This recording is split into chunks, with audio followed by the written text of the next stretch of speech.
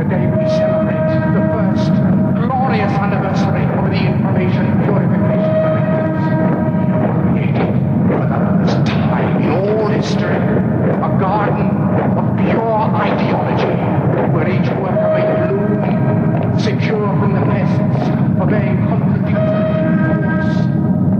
Purification, of course, is more powerful a weapon than any fleet or army on earth.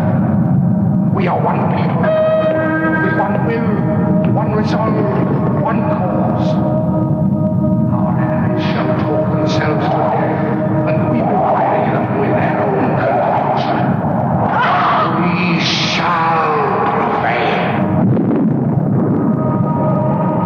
On January 24th, Apple Computer will introduce Macintosh. And you'll see why 1984 won't be like 1984.